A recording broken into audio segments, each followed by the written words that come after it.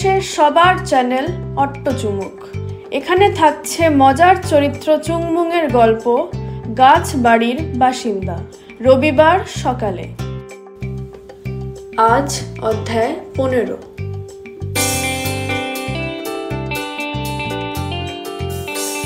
সময় সময় হাওয়ার খুব আকাল হয়। হাওয়া ঠিকমতো না পেলে বিপদ।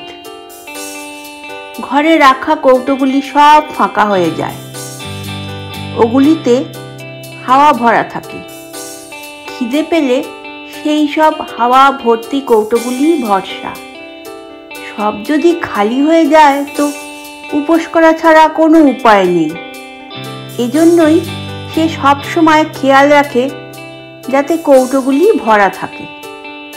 কোনো কৌটো খালি হলেই সে কুঁড়েমি না করে তখনই হাওয়া ভরে নেয়। কিন্তু হাওয়াই যদি না থাকে, কখনো কখনো সত্যি সত্যি এমন কাণ্ড ঘটে যায়। হাজার চেষ্টা করেও হাওয়ার পাত্তা মেলে না। কৌটোগুলি সব দেখতে দেখতে ফাঁকা হয়ে পড়ে।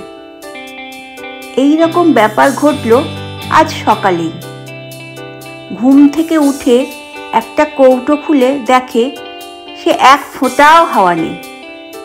তারপর এক এক করে যে কৌটো খোলে দেখে সবই ফাঁকা। এদিকে খিদেও পেয়ে গেছে। খুব খিদে পেলে মাথা অনেক সময় ঠিকমতো কাজ করে না।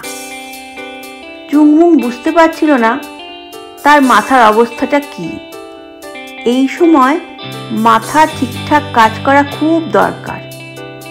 মাথাটা বারবার ঝাঁকিয়ে নিল সে। একটু গরম জল থাকলে ভালো হতো। মাথায় ঢেলে নিলে আর বিশেষ চিন্তা থাকতো না।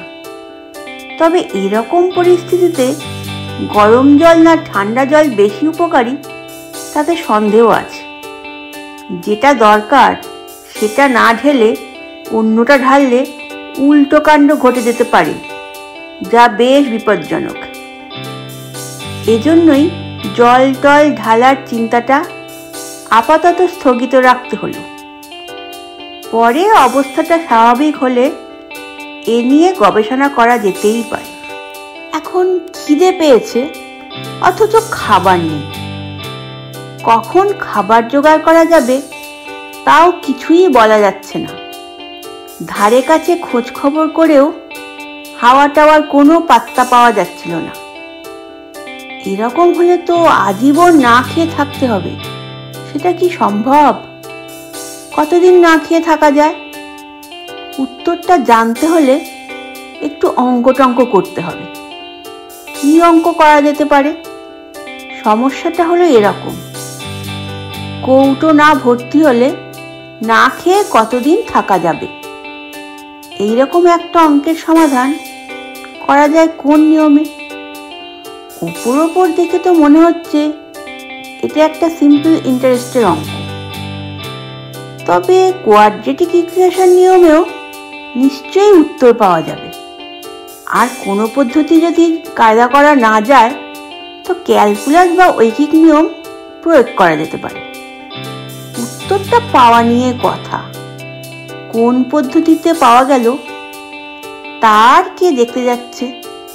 কিন্তু এইরকম দুরবস্থায় বসে বসে অঙ্ক করাটা কি উচিত? বরং দুরবস্থা কিভাবে দূর হবে সেটা নিয়ে মাথা ঘামানো বুদ্ধিমানের কাজ। কোনো একটা খাবার না পেলে লোকে কি করে? অন্য খাবার খোঁজে। তারও উচিত অন্য খাবার খুঁজে দেখা। জন্ম থেকে সে হাওয়া খেয়ে আসছে, আর কিছু খেতে শেখেনি বলেই এত বিপদ। অন্য খাবার হাতের কাছে মজুদ থাকলে কি আজ এমন মুশকিলে পড়তে হতো? এসব নিয়ে এখন আর দুঃখ করে কি হবে? বরং একটা কিছু সমাধান ভাবা যাক।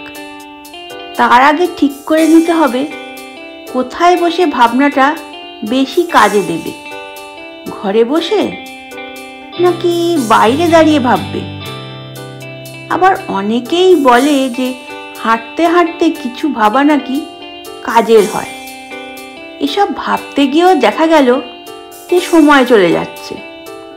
অথচ কোনো একটা পাকাপাকি সিদ্ধান্তে আসা হচ্ছে না। এই এক মুশকিল সব সময়। কিছু একটা গঠনমূলক কাজ করতে গেলে 50 রকমের টানাপোড়েন এসে হাজির হয়, আর আসল কাজটা থমকে যায়। এমন হতে দেওয়া যাবে না। কিছু যখন চট করে ঠিক করা যাচ্ছে না, তো ঘরে বসে বসেই ভাবা যাক। ভাবনা করা নিয়ে ব্যাপার, সে ঘরে বসেও করা যায়, খাটে বসেও করা যায়। প্রশ্ন হলো, আজ এই তুলকালাম খাদ্য সংকটে অন্য কোন বস্তুকে খাবার হিসেবে চেখে দেখা যেতে পারে? একের পর এক বস্তুর নাম নিয়ে নাড়াচাড়া করতে লাগলো সে। আকাশের নামটা মাথায় এলো প্রথমে, কিন্তু আকাশকে কি ধরা যায়? ধরা না গেলে খাওয়া যাবে কি করে? পরক্ষণেই মনে হলো এই বাহানাটা অযৌক্তিক। হাওয়াকেও তো ধরা যায় না। ধরা না যাওয়ার যুক্তিতে তো হাওয়াকেও খাওয়া উচিত নয়। কিন্তু সে দিব্যি হাওয়া খাচ্ছে এবং দিনের পর দিন বহাল তবিয়তেই আছে। তাহলে আকাশ খেতে দোষ কোথায়? তো নতুন খাবার হিসেবে আকাশকে বাছাই করলো সে। একটু নুন আর লঙ্কা মিশিয়ে আকাশ খেতে নিশ্চয়ই আরো জবরদস্ত হবে। ভাবতে গিয়ে জিভে জল এসে যাওয়ার জোগাড়। জিভের জল জিভে টেনে নিয়ে কিসের সঙ্গে কি মিশিয়ে আকাশকে আর কত রকম উপায়ে খাওয়া যেতে পারে, এই নিয়ে মাথা ঘামাতে লাগলো সে। অনেক কিছুর সঙ্গেই আকাশ রান্না করা যায়। পোস্ত দিয়ে আকাশ পোস্ত বানালে খেতে দারুণ হবে নিশ্চয়ই। আকাশের গায়ে পেঁয়াজ কুচি ছড়িয়ে একটু জিরে ফোড়ন দিয়ে আকাশ চচ্চড়ি বানালেও জমবে ভালোই। ডুমো ডুমো করে আলু কেটে আকাশে ঢেলে জম্পেশ আকাশের দম বাড়ানো যেতে পারে। খেতে নিশ্চয়ই মন্দ হবে না। আকাশে হলুদ মাখিয়ে কালো জিরে দিয়ে পাতলা আকাশের ঝোল বানালেও খেতে ভালোই লাগবে। তাছাড়া স্যালাড দিয়েও কাঁচা কাঁচা আকাশ খাওয়া যেতেই পারে। এই রকম 30টা লোভনীয় পদ ঘণ্টাখানেক ধরে ভেবে ভেবে আবিষ্কার করার পর হঠাৎ তার মনে হলো আকাশটা অনেক দূরে, তার নাগাল পাওয়া যাবে কি করে? সব ভাবনা বেকার হয়ে গেল। যদি নাগালই না পাওয়া গেল, তো আকাশের পদগুলি রান্না হবে কিভাবে? দূর দূর, বোকার মতো এতক্ষণ ধরে এতটা সময় নষ্ট করা হলো। তারপর তার মাথায় এলো, রোদ্দুর খেয়ে দেখলে হয়। খিদে পেলে কত কি না মানুষ খায়, রোদ্দুর খেতে আপত্তি কোথায়? তাছাড়া রোদ্দুর আকাশের মতো ঝামেলার বস্তু নয়, এই অনেকটা হাওয়ারই মতো। উপরন্তু তাকে আবার দেখাও যায়। এটা এক মস্ত সুবিধের ব্যাপার। হাওয়ার মতো রোদেরও রকম ফের আছে।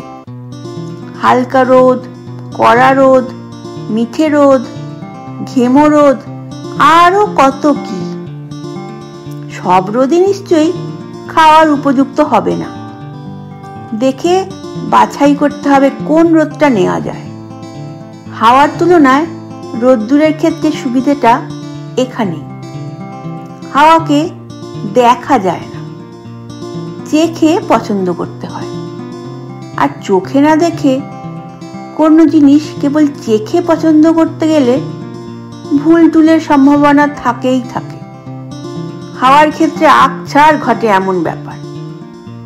হামেশাই দেখা যায় যেরকম হাওয়া কৌটোতে ভরার কথা সেটা ভরা হয়নি, অজান্তে ভরা হয়ে গেছে উল্টো পাল্টা হাওয়া। চোখে না দেখার জন্যেই এসব বিপত্তি। তাতে নানা অঘটনও ঘটে মাঝে মধ্যে। একবার যেমন রাত্রিরে সে ভেবেছিল অল্প একটু ঠান্ডা ঠান্ডা হাওয়া খেয়ে মনের সুখে ঘুমিয়ে যাবে। সেই রকম একটা কৌটো খুলে 5 বার চুমুক দেওয়ার পরই বিভৎস সব কাণ্ড কারখানা। সারা রাত ধরে সে এক টানা লাফিয়ে ঝাঁপিয়ে ডিগবাজি খেয়ে যেতে লাগলো। এক দণ্ড স্থির হয়ে থাকতে পারছিল না, কেবলই তার থেকে থেকে উল্টে পাল্টে যেতে ইচ্ছে করছিল। পরে সে আবিষ্কার করলো কৌটোর মধ্যে ছিল ঝড়ের হাওয়া। আরেকবার একটা কৌটো খুলে হাওয়া খেতে গিয়ে দেখেছিল টক টক স্বাদ। সন্দেহ হলেও লোভে পড়ে খেয়ে নিয়েছিল। তারপর যা না ভোগান্তি, সেটা ছিল নষ্ট হাওয়া, ডায়রিয়া হয়ে গিয়েছিল তার। আবার একবার একটা ছোট কৌটো থেকে এক চুমুক হাওয়া খাওয়ার পরেই তার সব চলাফেরা বন্ধ হয়ে গিয়েছিল। কোনো রকম কাজকর্মে মন বসে না, কিছুই করতে ভালো লাগে না, কেবল ইচ্ছে করে সব ছেড়ে ছুড়ে সন্ন্যাসী হয়ে যেতে। আসলে সেই হাওয়ায় মিশেছিল কোনো এক সাধুর নিঃশ্বাস প্রশ্বাস। বোঝার কোনো উপায় ছিল না। হাওয়া খাওয়ার এই এক বিপদ, না চেখে বোঝা যাবে না কোনো বিপদ লুকিয়ে আছে কিনা। এদিক থেকে রোদ্দুর নিরাপদ, না চেখেও দেখে বোঝা যেতে পারে চরিত্রটা কেমন। আরো অনেক উপকারী দিক আছে রোদ্দুর খাওয়ার। খুব ঠান্ডায় কড়া রোদ খেয়ে নাও, গা গরম হয়ে যাবে, লেপ কম্বলের দরকারই হবে না। আবার গরম পড়লে সকালের মিষ্টি রোদ বা শীতকালের নরম রোদ খেলেও পেটও ভরবে, আবার গরমের কষ্টটাও দূর হবে। তাছাড়া রোদের মধ্যে রোগ জীবাণুরাও বাসা বাঁধতে পারে না, যা কিনা হাওয়ায় সম্ভব। তাই নিয়মিত রোদ খেলে অসুখ বিসুখেরও ভয় থাকবে না। সব দিক থেকেই বিচার করলে দেখা যাবে যে হাওয়ার তুলনায় রোদ্দুর খেয়ে জীবন ধারণ করার উপকারিতা অনেক। অট্টচুমুক চ্যানেলে চুংমুংয়ের গল্প গাছ বাড়ির বাসিন্দা। চরিত্রকল্পক তাপস সরকার, চিত্রকল্প বর্ণনায় দীপান্বিতা, আনুষঙ্গিক ভাষ্যে প্রীতন্বিতা, প্রচার ও প্রযুক্তিগত পরামর্শ গণেশ পাণ্ডে, সঙ্গীতায়োজন, প্রযুক্তি ও দৃশ্যচিত্র ব্যবস্থাপনায় প্রীতন্বিতা ও তাপস সরকার। শ্রোতারা গল্প শুনে লাইক, শেয়ার, সাবস্ক্রাইব করলে চুংমুং খুব খুব খুশি হবে। উৎসাহ পেয়ে আবার আসবে রবিবার সকালে। তার জন্য শ্রোতাদের বেল আইকনটি প্রেস করে রাখতে বলছে চুংমুং।